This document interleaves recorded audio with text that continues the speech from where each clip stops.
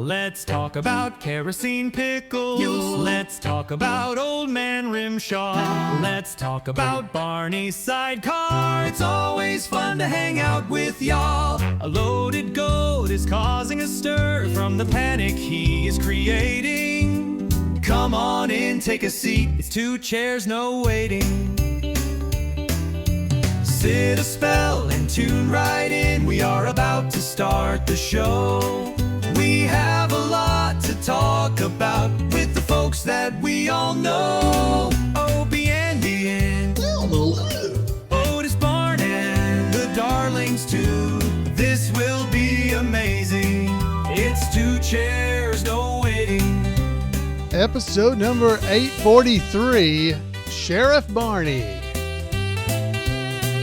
It's two chairs, no waiting. It's two chairs, no waiting. Let's start the show.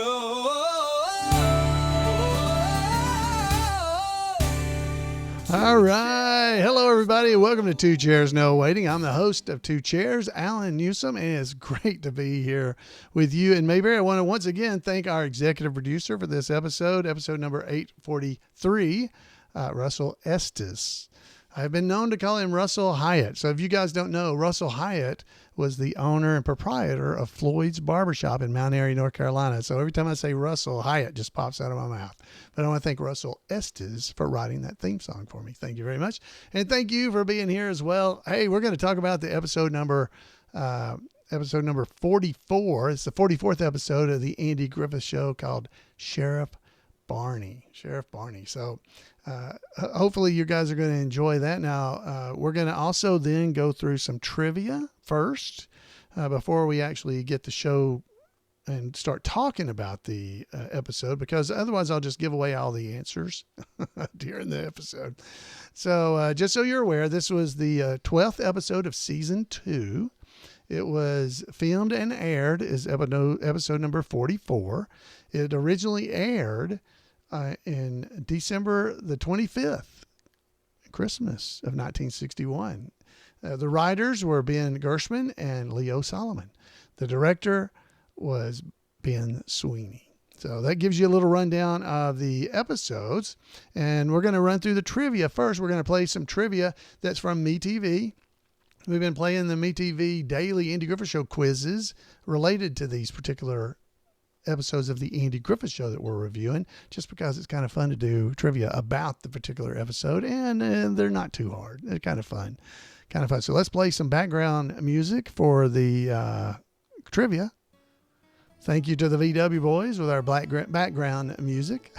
All right, so let's do the Andy Griffith daily quiz from over on MeTV for Sheriff Barney. Is everybody ready? There's 10 questions, so we're just going to go over the questions, and it's multiple choice.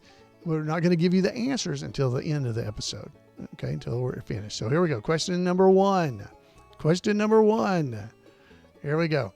The episode starts in the mayor's office of which nearby town? Was it Raleigh, Mount Pilot, or Greendale?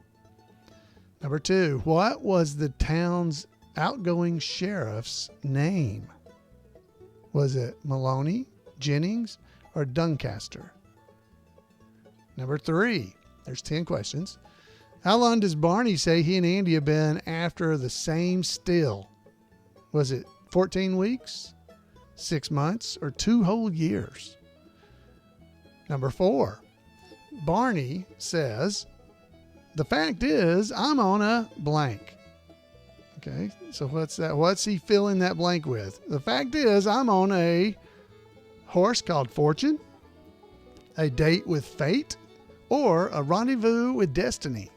What is the correct answer? All right, and here's another Barney. Barney describes Andy, this is question number 5. Barney describes Andy's sheriff work as, quote, blank tactics. So you fill in this blank. Was it Mickey Mouse tactics? Was it Cracker Barrel tactics?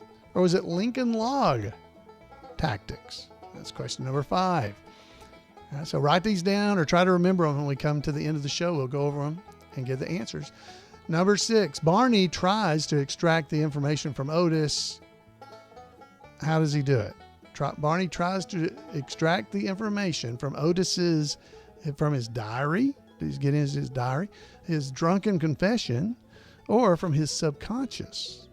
How does Barney try to find out some information? Number 7, Barney's address is revealed to be which of the following? Was it 411 Elm Street?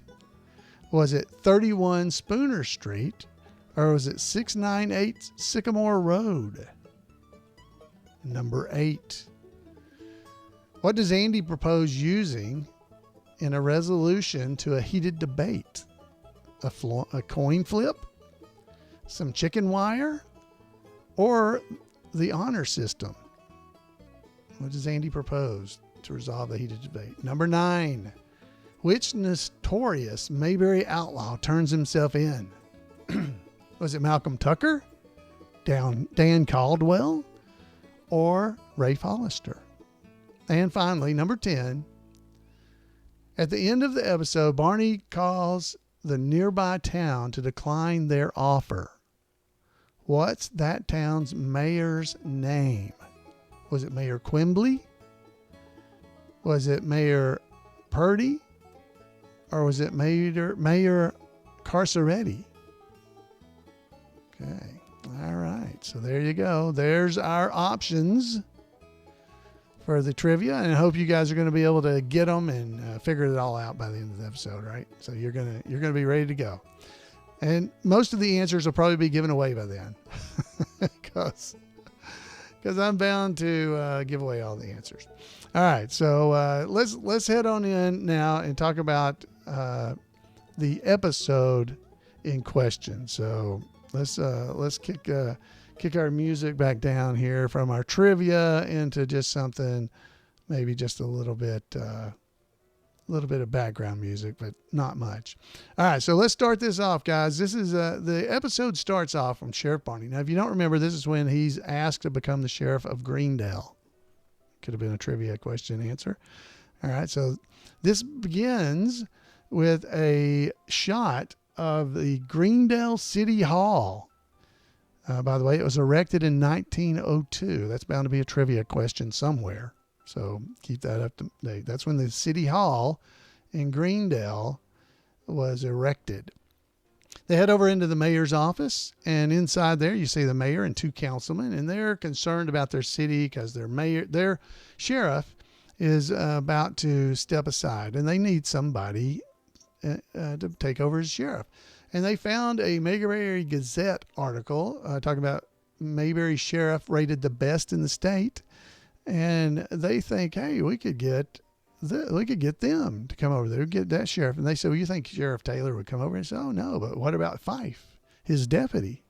We could have him come over and be sheriff here in Greendale. So that is their plan. They've decided they're going to go after Barney Fife to be the sheriff of Greendale. So we cut back over to the courthouse, and Barney is cleaning and doing some stuff around the courthouse. And he swings the jail door open hard enough that it bounces and locks on him. So he's locked himself into the jail cell, and Andy comes walking in. Barney? And, of course, then he looks over and sees Barney in the jail cell waiting on Andy to let him go. So Andy begins to kind of give him a hard time, and Barney's like, you can let me out. This is where you start making fun of me again. And it's oh, no. We got some serious stuff to go on here, Barney. We need to get this done. So they head back over to Andy's desk. Andy's got a little bit of a smirk on his face, but he sits down there. He says, when I was coming in here, I saw a station wagon. He saw 3 cars. I can't remember what they all were, but he saw them. They were over there sitting outside the post office over in that area somewhere. And I think they're all overparked. And so he hands Barney a piece of chalk, and Barney's heading to the door to go mark the tires, and then he stops and turns around and says, oh, yeah, why don't we go down to the old folks' home and take the bolts out of the chairs or something like that? I can't remember. That'd be funny too. So he goes and leaves. And when he leaves, just moments after he leaves, one of the councilmen and the mayor of Greendale come walking in and introduce themselves to Andy. and congratulate him. They saw him in the paper and congratulate him. And they said, well, we're here because we would like to ask your deputy, Mr. Fife, to be the sheriff in Greendale. We need a sheriff because our sheriff is retiring. They're leaving. Well, Andy doesn't look like he's really very happy about this. He's got a very concerned look on his face, and he's telling him, I don't think Barney would do this because he's very loyal, very loyal. I don't think he would, but I'll be glad to ask him. And he shakes hands with them, and they leave. And Andy sits down there, and the next shot you see is Barney's back in the courthouse, and he said, me, the high sheriff of Greendale? And he's excited about it. And basically, he asked Andy, because Andy's looking concerned, he said, you do think I should take it, don't you, Andy? He goes, well, no, I don't. He says, you see, Barney, sheriffing's, it's different than deputying. It's different. And I don't think you got enough experience to be able to handle the situations you have. Of course, this makes Barney mad, and Barney's like, you don't think I can handle it? Well, no, I don't. I don't think you have enough experience. Well, let me tell you, when opportunity knocks, you've got to take it, right? So he basically says, he calls up Greendale and says, he just asks for them, and you don't really see, but I assume he says he'll accept it. Because then the next shot is outside of Floyd's barber shop, and Barney's walking from over in the courthouse, and Floyd and some of the boys are out there playing checkers. And Barney walks up and says, well, I guess I won't be seeing you guys as much anymore. Why? Where are you going, Barney? Well, he basically then tells them that he's been asked to be the sheriff over in Greendale. Well, they're like, Greendale, wow. And Barney, of course, is strutting around like he always does. And the guys are excited. Well, they're happy for him, but what's Andy think about it? He says, well, he's a little worried about it. But so then it cuts back into the courthouse, and we see Andy talking on the phone, and he's talking to the mayor over in Greendale, and Opie walks in, and Andy hangs up, and they begin to talk, and Opie says, well, sure going to miss Barney over at the school. And he says, yeah, we're all going to miss him. And why does he want to go anyway? And Andy says, well, it's an opportunity for him. And he said, why don't you just let him be sheriff here? He said, well, Andy goes, well, that's not how this works. Why not? Well, y'all could have just take turns. And he says, well, you know something? You got a mighty fine idea there. So he begins to state back to Opie what the idea really was, is to let Barney be the sheriff and to see how it fits into him. And Opie's like, that was my idea? That was a pretty good idea. So then you see Barney back in the courthouse with Andy, and Andy is suggesting this to him. Said, Barney, I'm going to let you be sheriff for a day here in town so you can get used to it. You get used to being sheriff. So basically he swears Barney in, and then they swap badges. So Barney is wearing Andy's sheriff's badge, and Andy is the deputy for the day. And so Barney's deciding what is his first action. Well, his first action, he decides, is going to be to find out where that Rafe Hollister still is. And he's going to get it from Otis, who's locked up in the jail cell, not, drunk, asleep on the cot. So Barney decides he is going to use some psychology to get this information from him. So he goes into the jail cell, and Andy's watching. And he sits down there, and he starts pretending to be Otis's subconscious. Otis Campbell, this is your subconscious speaking.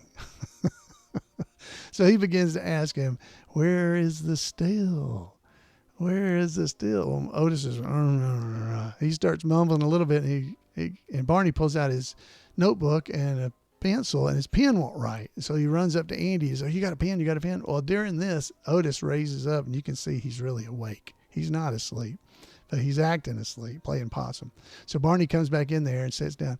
Repeat, where was the still? So Otis starts going through this whole thing, go out route, going. Basically, Barney's like, he's making for Canada. So then he finally comes in and says, the still is 411 Elm Street. And Barney's excited. He finds out where the still is. He jumps up. He runs over to Andy, says, let's go. We got to go get it. And Andy says, hold on. Where are you going? Where Otis said, where the still is. Where did he say? 411 Elm Street. And he goes back and says, thank you very much. And then he runs back to Andy again. He says, Barney, don't that address seem real familiar to you? How could it? He just now said it. 411 Elm Street. 411 Elm Street. Wait a minute. That's where I live. And then Otis is like, the owner of the still is Barney Fife. Barney Fife. So Barney gets mad, throws Otis out of the jail, makes him leave the courthouse, and kicks him out. And Andy's laughing. Otis is laughing. And basically, Barney grabs a piece of chalk and tells Andy to go out and mark some tires, to get some tires. So while Andy is gone, these two farmers come in, and they're arguing about one of them has built a fence along his line of his property, and it's blocking the sun from the other ones laying hens, so they won't lay in eggs. And so they're mad and about ready to fight each other. Barney's trying to get between them as the sheriff, because he is the sheriff at the moment. And he tries to get them to calm down. And finally, he ends up throwing them both into jail, one in one cell and one in the other. And he sits down and begins to try to figure this out. Well, Barney has the whole desk full of law books. And Andy comes in, and the guy starts, Sheriff, I'm glad you made it back. Where are you? And Andy's like, whoa, wait, Barney, what's going on here? Barney said, this is terrible. It's going to drag out in court for years. And he pulls out one of the log books and reads something that makes no sense whatsoever. But Andy goes over and starts talking to him, finds out what's going on. He says, well, he built a fence. It's blocking the light from my laying hens. And wait a minute. He walks over to the other guy and says, well, there's lots of kinds of fences. And you're complaining because the chickens are getting into your land and scratching up your ground. What if you use chicken wire? That'd stop them from getting over there, and that'd solve the problem. And the guy's like, chicken wire? Yeah. And he walks over to the other guy. So would that be all right with you? And he goes, well, yeah, that'd be fine. And so Andy says, good. So y'all get on out of here and go out and act like somebody, basically. And they stop and look at Barney and go, Sheriff, huh? And they leave. And Andy says, well, Barney, this is what I was trying to tell you. Sheriffing is different than deputying. But Barney is not speaking. He's not happy.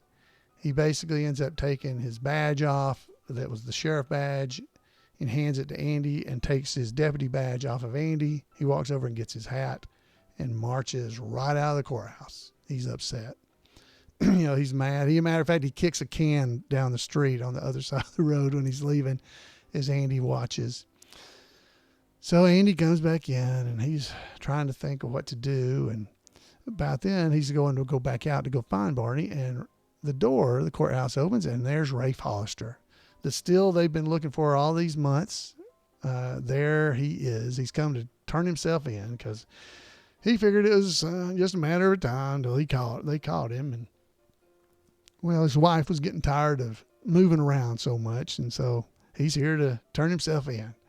Well, Andy thanks him for doing that, and then he thinks to himself, no, wait a minute, Rafe, I'd like for you, if you would, go out and find my deputy. He said, now, you don't know him.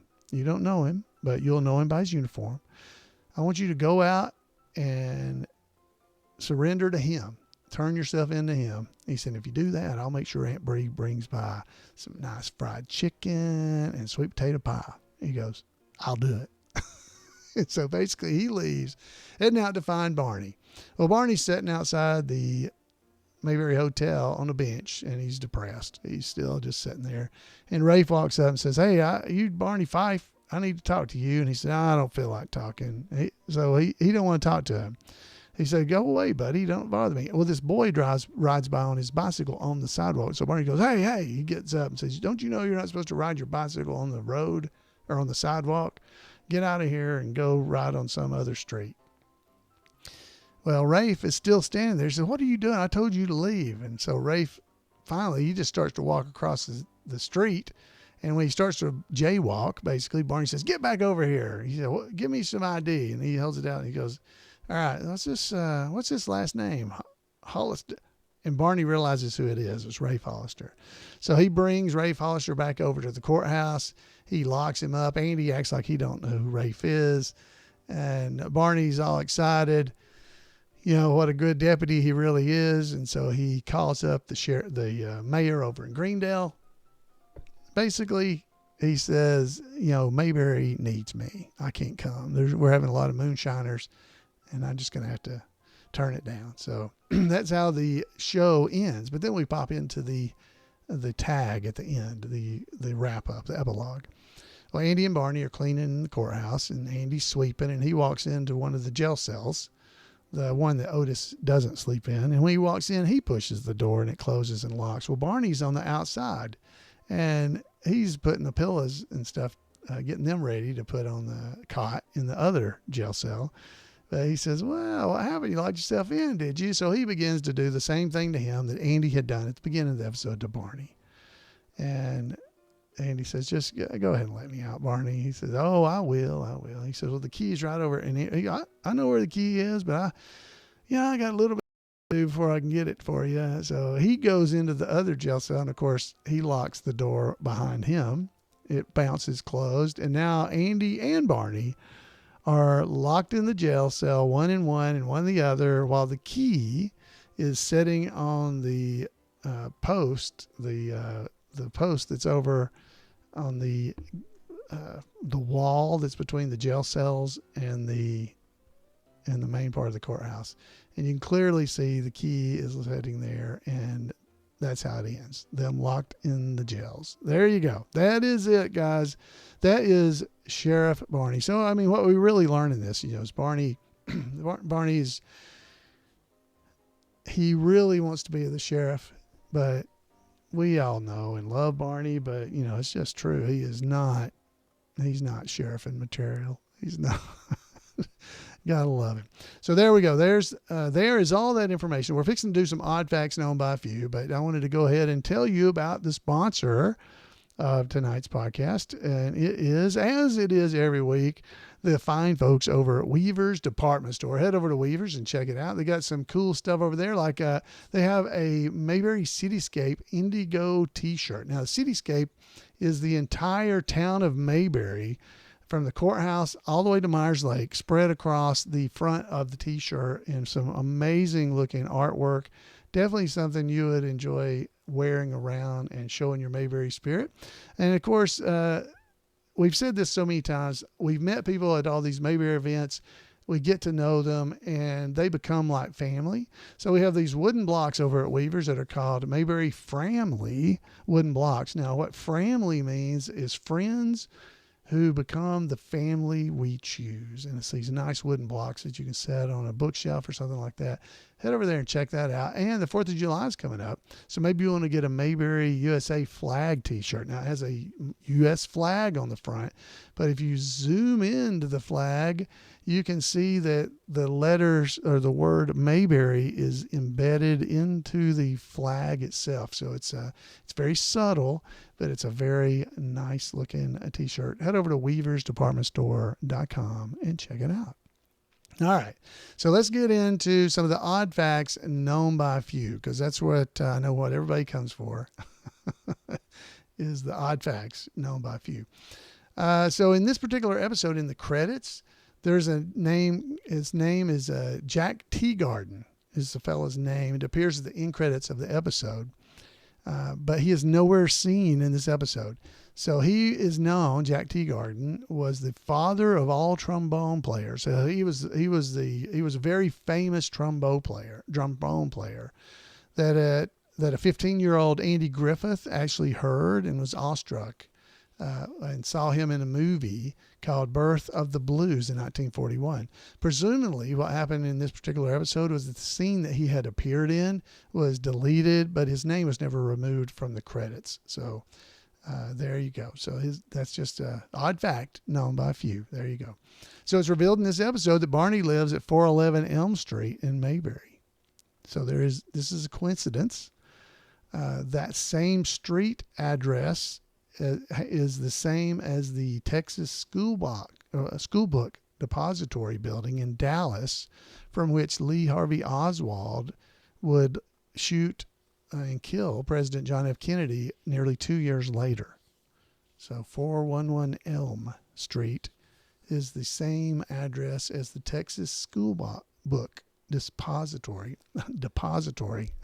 I didn't say that right either time. In Dallas. So something to be aware of. Okay, so there's reports, and this may or may not be true, but because at the time frame, they probably all looked very similar. But the mayor's office over in Greendale, the door, the printing on the window are exactly the same as those that were on the Mayberry mayor's door in the Mayberry Band episode. In this particular episode, it just says mayor's office, while on the other in Mayberry it says town of Mayberry, and that would have been above where it says mayor's office. So that is missing in this episode, but it looks exactly the same. So it's likely the same door. It's probably maybe, or it's just that everything in those times uses the same typeface. I'm not quite sure. So in the final scene, when Barney and Andy are locked into the jail cell because Barney doesn't get the key. All right. So in the final scene, they both lock themselves in. The key is lying on top of the railing, and it alternates between laying flat where you can barely see it in this particular shot. I'm showing a shot here on the podcast. You can barely see it on the top of the railing. But if you look later, when they zoom in to the characters, it's standing up on end where you can see it really well. And it kind of goes back and forth in those two locations. So just something to watch for. But I'm sure they shot it that way so you'd be sure to notice the key is laying there. And they were wanting to shoot up. If you look at the shots of Andy and Barney at the end, they're shooting upward toward them. And I doubt you would see that key very well if it were laying down. So they stood it up. And, if you didn't watch the episode 100 times, you probably wouldn't have ever noticed that. In this particular episode, Rafe Hollister appears. This is his first appearance as Rafe Hollister. Yeah, it's his first one. So Jack Prince shows up as Rafe Hollister. He's been in 3 previous episodes, and he had played basically the same character, but they all had different names. So you had Ben Sewell, and I can't even think of the other names, but he played different names. However, this is the last time. He's basically Rafe any other time you see him from here out. But this is the first time he appeared as Rafe. So Rafe turns himself into the courthouse, wanting to pick up Barney's spirits. And Andy promises Rafe that Aunt Bee will make Rafe chicken and dumplings. So I said chicken, but it was chicken and dumplings and sweet potato pie if Rafe turns himself into Barney. So that's a little odd fact to remember. Let's see here. So Dabbs Greer. Dabbs Greer is the actor who plays one of the councilmen during the episode. So Dabbs is... he's in 4 episodes of the Andy Griffith Show. This was his first appearance. And I went over to imayberry.com and was able to search and find the other episodes he was in. He was in The Bed Jacket as a store clerk. That was episode number 75. He was in Andy's Vacation, which was episode 118 or 117, depends on filmed or aired. He played Naylor in Andy's Vacation. And he was on Barney Fife Realtor. That's the one I think we all remember him as, but he was Mr. Sims.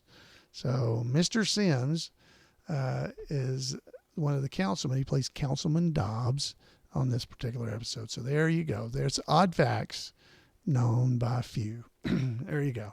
All right. So I think that is all of our odd facts. So now we're going to figure out these trivia questions that we've just gone over. So let's go back and get our trivia music going again. So let's get our answers. Now, after this is over, we'll play a little bit of trivia that was provided by Paul Mulik too. So this don't leave yet. We've got several things to do. So question number 1, if you'll remember, was the episode starts in the mayor's office, right? Remember that? Of which nearby town? Was it Raleigh, Mount Pilot, or Greendale? Was it Raleigh, Mount Pilot, or Greendale? Well, folks in our chat rooms are answering the questions here. Now, if you've never seen our chat rooms, we got chat rooms over on live.2chairsnowaiting. We got chat rooms at YouTube when we're doing these live shows, and over on Facebook as well. So they're all showing the answers here. The answer, according to them, is Greendale. So 56.9% of the people got that correct, and that is the correct answer. It was Greendale. So if you'd like to join us in these chat rooms, we record the podcast on Monday nights at 8 p.m. Eastern. You can head over to live.2chairsnowaiting.com or go to our Facebook page, or there's a YouTube channel you can follow. Any of those ways you can join us on Monday nights. Number 2, what was the town? What was that town's, Greendale's, we can say that in this case. What was their outgoing sheriff's name? Was it Maloney, Jenkins, or Doncaster? Maloney, Jenkins, or Doncaster? The answer is Maloney. Maloney. Yeah, only about 51% of the people got that right. So how did you do? These are a little hard. All right, number 3. How long does Barney say he and Andy have been after the same still? We already know whose still it was at this point. How long does he say he's been after him? 14 weeks, 6 months, or 2 whole years? All right. The answer, 6 months. They've been looking for it for 6 months. 44.6% got that right. These must be a little bit harder. All right, number 4. Barney says this. What's the fill in the blank? The fact is, I'm on a blank. Was he on a horse called Fortune? Was he on a date with fate? Or was he on a rendezvous with destiny? Okay, provide your answer. And the answer is, you can always pause if you don't want to hear it. The answer is a rendezvous with destiny. A rendezvous with destiny. And 73.5% of the people got that right. So there you go. All right, number 5. Barney describes Andy's work as blank tactics. Was it Mickey Mouse? Was it Cracker Barrel? Or was it Lincoln Log tactics? I'll give everybody a little bit of chance to think about this. Was it Mickey Mouse tactics, Cracker Barrel tactics, or Lincoln Log tactics? The answer is, it's Cracker Barrel. I did not realize that and did not know that answer until I was doing this trivia. It's Cracker Barrel. I knew I liked to eat at Cracker Barrel for some reason. It's because it's mentioned on the Andy Griffith Show. That's definitely going to have to be a trivia contest question. All right. Number 6. Barney tries to extract the information from Otis's blank. Was it from his diary, his drunken confession, or his subconscious? Which one was it? It was from his subconscious. 73.7% got that right. This Cracker Barrel one, by the way, I don't remember if I said it was 57% got that right. Cracker Barrel. I did not realize that. All right, so his subconscious, he used his subconscious prober primer. All right, Barney's address was revealed to be which of the following? Surely you got this because it was an odd fact even. Was it 411 Elm Street, 31 Spooner Street, or 698 Sycamore Road? The answer, it was 411 Elm Street. The owner of the still is Barney Fife. So 84.5% got that correct. That's pretty good. All right, number 8. What does Andy propose using in a resolution to a heated debate? Was it a coin flip, a chicken wire, or an honor system? Well, it was chicken wire. We got chicken wire, huh? So 49.7%, almost 50% got that right. So how did you do? Number 9. Which notorious Mayberry outlaw turns himself in? Was it Malcolm Tucker, Dan Caldwell, or Rafe Hollister? Well, I like Dan Caldwell, Gentleman Dan himself, but that's not the answer. The answer, I don't know if he was notorious, but Rafe Hollister. And 86.9% got that correct. So good job. And number 10, here we go. At the end of the episode, Barney calls the nearby town to decline their offer. What's that town's mayor's name? What's the mayor of Glendale's name? Was it Quimby, Purdy, or Carceretti? Which one was it? It was Purdy. And 72.5% got that correct. So how did you do? How did you do with those trivia questions? Those are pretty tough. Those are a little bit tough.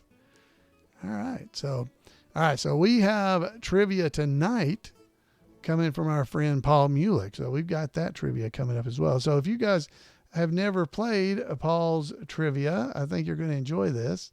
He comes up with some really good ones. But Paul Mulik, I want to thank him for taking the time to do this. Tonight's topic for Paul, we're going to have 5 questions. His topic is, we all have to go sometime. We all have to go sometime. So I'm going to pull up our chat rooms for our video viewers. They'll be able to see that. So here we go. We all have to go sometime. Question number 1. It's worth 2 points. What Mayberry woman pretended her husband had died, and what did she say was the cause of death? So it's worth 2 points because you get 1 point for one part and 1 point for the other. What Mayberry woman pretended her husband had died, and for another point, what did she say was the cause of his death? All right, so our folks in our chat room are getting it right. I see they're popping in their answers. This is from the episode Opie's Charity. Maybe I shouldn't show the chat room. You guys are really good. And the answers are, her name was Annabelle Silby, and her husband, that was 1 point, and her husband had been run over by a taxi cab. All right, so can't show the chat room because they're too good. They're popping in the answers too quickly. Folks online may not be as quick. So definitely good job, chat room. All right, question number 2. Who gave an impromptu eulogy at the courthouse when it was thought that Andy and Barney had been killed in an explosion? Oh, that's a good one. Who gave an impromptu eulogy at the courthouse when it was thought that Andy and Barney had been killed in an explosion? That's a good one. Chat room folks are getting this right. I see them. I see you guys. All right. So the hint is the episode was Loaded Goat, if that helps you. And the answer, and I will pop up the chat room because they're giving the answer. The answer is Mayor Stoner. Mayor Stoner is the answer. Good job. All right. Good job to the folks in the chat room. How are you doing? Now you should have 3 points. If you could have up to 3 already. All right. Number 3. Aunt Bee was distraught when Augusta Finch passed away. What did she buy in hopes that it would make her feel better? Aunt Bee was distraught when Augusta Finch passed. What did she buy in hopes that it would make her feel better? Yeah, we can't tell you. No hints on this one because you can't tell you. They'd give away the answer. What did she buy? Okay. The answer is she bought 2 bottles of Colonel Harvey's Indian Elixir. I'll take 2. 2 bottles of Colonel Harvey's Indian Elixir. Guess why I couldn't tell you the name of the episode? Yeah, it's pretty easy. So it's the Colonel Harvey episode. You got it. All right, Colonel Harvey's Indian Elixir. That was worth another point. So you got what? 4 points you could have right now, right? Yep. Number 4. It's worth 2 points as well. Wow. Got lots of points coming. All right, worth 2 points. Andy and Barney once pretended that Otis had been killed. What did they pretend was the cause of his death? And what song did they sing to mourn his passing? Andy and Barney once pretended that Otis had been killed. What did they pretend was the cause of his death? And for another point, what song did they sing? What song were they singing? All right. Here comes. The answer is, or the hint would be, the episode is Hot Rod Otis. Okay. All right. The answers, well, he died because he drowned, right? He drowned because he ran his car off the road into the water. Remember? That's what they were saying. That was worth 1 point. What song did they sing? What song did they sing? We shall meet, but we shall miss him.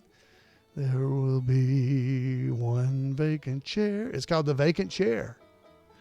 All right. Note, by the way, if you said he was killed in a car wreck, that's not correct. He drowned. Okay. He did drown. He drowned. His car went into the water and he drowned. But he didn't die from the car wreck. Yeah. So there you go. All right. So that was worth 2 points. So what have we got here? I need to rotate 2, 3, 4, 5, 6. 6 points. So we're going to have a total of 8 you can get on this one. So because number 5 is worth 2 points as well. So here you go. Last question. What Mayberry citizen was alleged to have killed his own employee, and with what weapon? Oh. What Mayberry citizen was alleged to have killed his own employee, and with what weapon did he do that? All right. Do you guys know this? It's not. No, it's not Ghost of Mr. Chicken. Wrong show. Wrong show. It's wrong show there.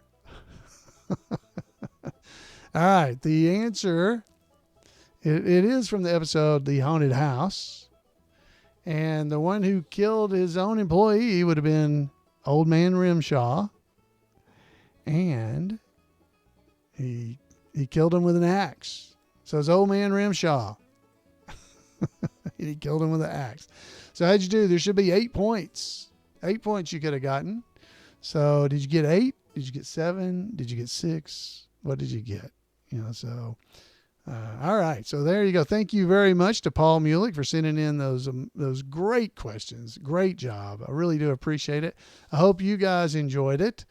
Folks in our chat room are reporting they got 8 out of 8. Some got 7. So congratulations to our chat rooms. They are piping in with their answers. Good job. So how did you do? If you'd like to be a part of that chat room and join us, come and be with us at 8 p.m. Eastern time live at Two Chairs No Waiting. Folks, thanks for being here in Mayberry with me, and I hope you've enjoyed yourself. Just reminiscing about an episode and giving you some odd facts known by few. You can head over to mayberry.info and be able to find a lot of that information yourself, because that's where I am compiling that information. So it's all there. So go and check it out. Folks, I'd love to hear from you. You can give me 888-684-8415. You can email me at floyd@imayberry.com, or drop by over at twocairsnowaiting.com, and all the contact information is there, and you can leave comments there. But I would really love to hear your voice. So until next time, folks, have a great Mayberry week, and we'll see you here on Two Chairs.